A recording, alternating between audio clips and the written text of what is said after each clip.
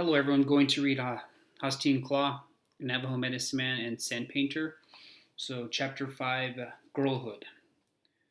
Klah's mother was known by various names during different periods of her life. Throughout her childhood, she was familiarly called Zani, Ate, or Pretty Girl. Another name used by her family was Zitlana, or Mockingbird.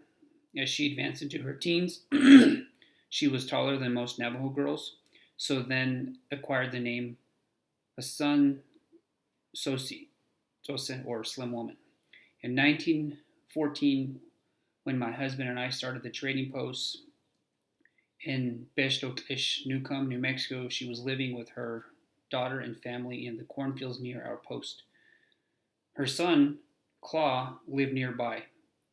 At that time, Hassan Ose was nearly 70 and her family was composed of one son, Klah, one daughter, Adeshba, four granddaughters, and numerous great grandchildren. To these young people, she was Shechoe, or grandmother. As some of these girls were part of my household at various times, we too preferred her to be grandmother. And so she was known as Grandma Klah during the late 21 years of her life. Zani Ate was 4 years old when her grandfather Narbona So was killed by the soldiers in the autumn of 1849. His wives had been dead many years, but she was still the all powerful patriarch of his family.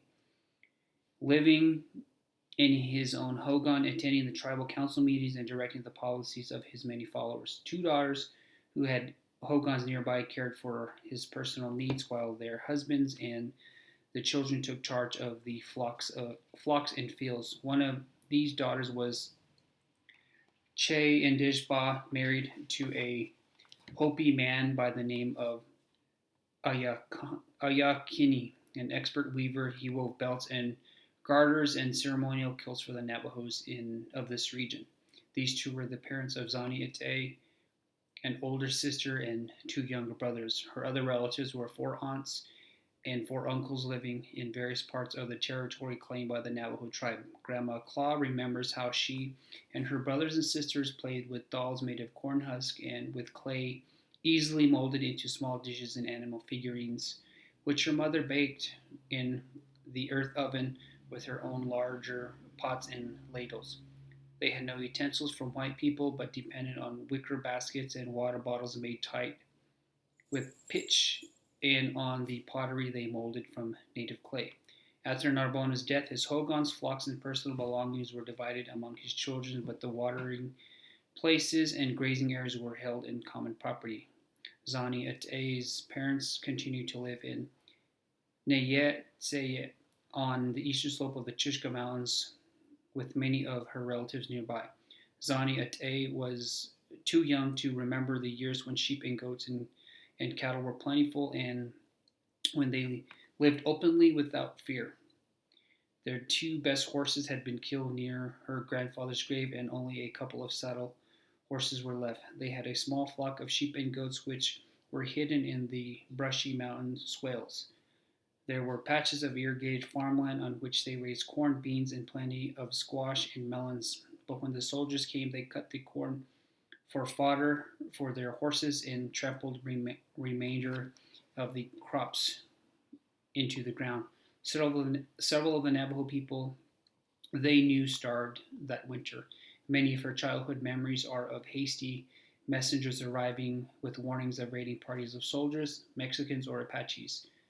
Then would come and bury, and then would come the hurried bundling of blankets, pots, and food supplies into long rolls and to be carried on their shoulders as they fled back into the mountains to a hidden cave where they could find shelter until the raiders were gone. At this time, the governor of Santa Fe and authorities in Washington were trying to subdue the Navajo tribe to the point where a treaty would be made and kept. They encouraged raids by neighboring tribes of Apaches, Utes, and Puebloans, and they sent bands of soldiers to bring in sheep, cattle, and other food supplies to be used as forts. Many Navajo men were killed, while the women and children were dragged away to be sold into slavery. It was a wonder that even a remnant of the Navajo tribe remained, but they were tough and desperate and fought back in fear and as fiercely as they could, raiding and stealing whatever opportunities presented itself. Aston Zosi's father died when she was 12 or 13, and the last two horses were killed near his grave so that his spirit might have a horse to ride on its long journey. His wife, Che Indishba, became afraid that her two girls might be captured and taken away by the Indians or soldiers, as many others had been. All members of the clan met and decided they must find a safer home at some distance, and they naturally thought of the wide valleys and high mesas of the Hopi country. Her sisters and their husbands and many children decided to accompany her on the trip to find a new home. Packing their meager possessions into baskets and goatskin bags, they traveled on foot from one watering place to another until they passed Black Mesa in Arizona and came to a mountain called Ahweyolgil. The whole clan went to this mountain, and that is where they found a place to live near a small river. On the way, they visited with a rich relative who had not been made poor by soldier raids and who had two boys but no girls. He and his wife wished to adopt Slim Woman and promised her mother much good in exchange. Che and Dejba decided that Slim Woman would be safe and well cared for with these relatives, so she gave her to them and went on without her. This uncle, who was called Yaja, was very good to all of them. He was a great hunter and kept them well supplied with deer and antelope meat. His larger field supplied them with melon, squash, part of which were dried and stored for the winter, and also beans and corn, which they ground to make cornmeal. These fields were located near Maibito, Coyote Springs, and here they worked all the autumn gathering the crops, digging pits in dry ground where there was no danger of mold, then lining them with cornstalk and leaves to store the squash. The corn and beans were stored in large pottery jars tightly sealed against rodents and hidden in the rock crevices. As soon as all was harvested and safely stored, all traces of labor around the hiding place was obliterated, and the family moved again. They dared not stay close to their food supply, as this was near the Ute country where Ute and Apache raids were frequent. So they moved to Chejin, which means Black Rock. Whatever corn or beans were needed, Jiliana made a trip to his hidden store and brought home a supply. There was much game in the valley, and no one. And one time, when Slim Woman's foster mother had skinned an antelope, she gave the hide to Slim Woman to make into a dress. When tanned, it was pale yellow and soft as velvet. They cut it into two long pieces to make a straight front and a straight back. These two pieces were laced together at the sides from the armpits to the bottom of the skirts, which was snipped into fine strands to make fringes, which came almost to her ankles. The shoulders were open, but could be tied with leather thongs when she wore it. Her foster mother gave her another piece, which she cut into a half circle and fringed to make a cap to cover her shoulders and arms. After it was embroidered with porcupine quills and in the manner of the Comanche, Slim Woman thought it the most beautiful dress she had ever seen. This garment was to be worn only on gala occasions such as war dances and religious ceremonials. At this time, the Navajo women wore finely woven blanket dresses, generally black or dark blue with bright red and white borders. They tanned deer pelts white for thick leggings and stained the stiffest parts red for shoe leather. Men dressed in suits made of buckskin decorated with fringe and silver buttons. Some of these suits were red, some were yellow, but the best ones were white. After leaving Chijin, they moved to Zitlapai,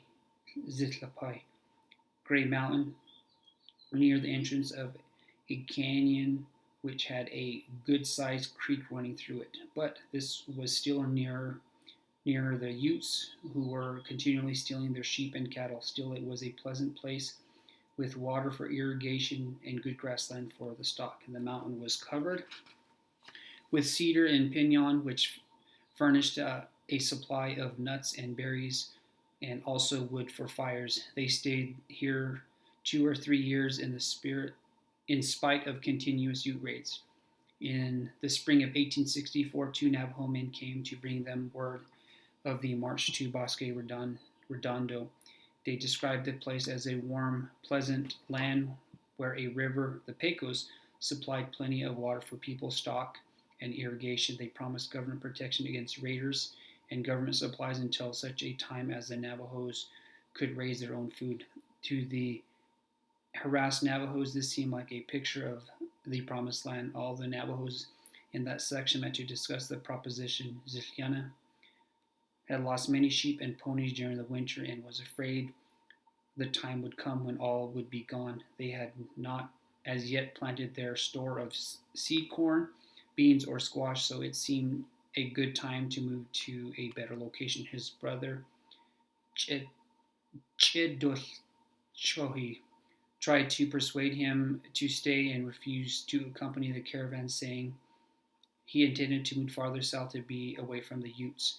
But Slim Woman's foster mother wanted to go as she had a sister and brothers who had already started. So they packed their belongings into 2 canvas-covered wagons, rounded up all their sheep, cattle, and ponies, and started for Tsejo for defiance.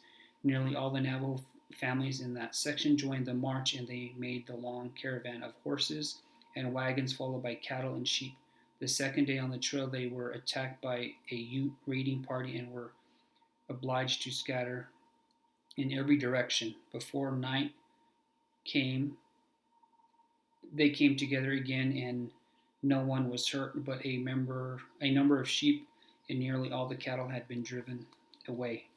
They traveled all day and all night for 3 days and nights, and the fourth morning they came to Fort Defiance. Here there were many soldiers riding around to direct the new arrivals to places to camp. Slim Woman had been taught to be afraid of soldiers and tried to hide her foster mother. When a soldier came towards them to shake hands with her aunt, she thought he intended to take her away, and she started to cry. He only wanted to show them the commissary, where they were given a large iron kettle and the first matches they had ever seen. Later they were given beef, flour, and salt. When the camp had been established, they looked around among the assembled Navajos to locate members of their own clan and found Slim Woman's mother and stepfather who were glad to see them and joined their group for the remainder of the journey. Slim Woman's mother had married a Navajo by the name of Denez Tallman, who came from Herfano Mesa and was a noted medicine man. The ceremony he practiced was the female mound chant, sometimes called the fire dance. And there were only 2 others in the Navajo tribe who knew anything about this ceremonial rites. I mention this because in later years, Klah was under the tutelage of this man for several years until he had memorized the entire ceremony. This was the last group of Navajos to be rounded up at Fort Defiance, and after a day spent in counting the number of people, the wagons, the sheep, cattle, and horses, they were lined up and started for the trail to Huelte. This caravan of 1,200 people and many or more ponies, 5,000 or 6,000 sheep and goats, and 300 or 400 cattle, including some of the wealthiest families of the Navajo tribe. And their wagons were loaded with household goods, food supplies, and seed for starting their new farms. Only the small children and the old or lame rode in the wagons, which were driven by the women. The men on horseback herding the sheep and cattle, and the rest of the people walked along the wagons. Although Zelyani Yaji had 2 wagons in the caravan, Slim Woman, her parents, and her foster mother would walk most of the way. Next, we'll read chapter 6 whenever here in a couple days. Thank you. Hope you enjoyed that. Again, you can purchase this book from Amazon. Just go to Amazon and put Hosteen Klah and it'll pop up. Okay? Thank you. Hope you enjoyed it.